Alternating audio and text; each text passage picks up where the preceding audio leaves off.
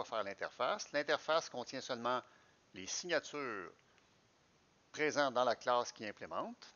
Je m'en vais dans Service, bouton droit, Ajouter, Nouvel élément.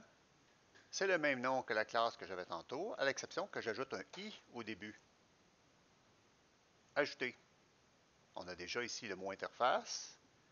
Je double-clique sur le nom d'interface, CTRL-C. Je reviens dans mon service et sur la ligne de la classe, j'indique l'interface. Dans les méthodes autres que le constructeur doivent être déclarées dans l'interface, je vais donc prendre cette signature que j'ai ici, sans les deux premiers mots réservés.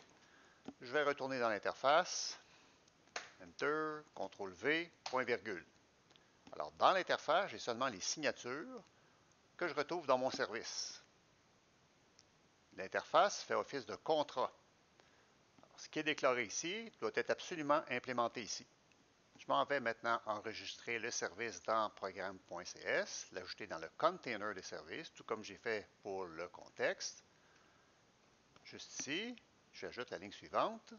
Builder.service add scope. Add scope, c'est une façon de gérer la durée de vie en mémoire du service. J'indique ici mon interface et j'indique ici la classe qui implémente mon interface. C'est ici que vous allez comprendre l'utilité de l'interface, le contrat, et la classe qui l'implémente. Parenthèse, et j'indique builder.environnement.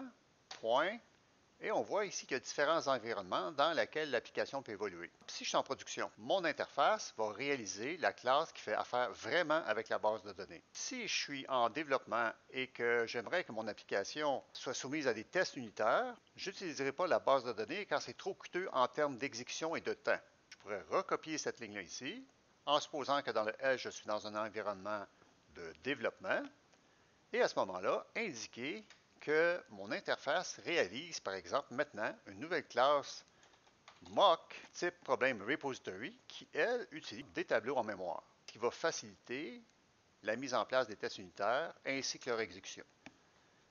Pour l'instant, nous, on se contente seulement de...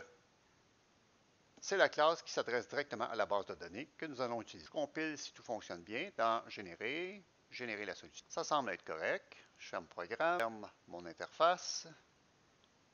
Bon repository.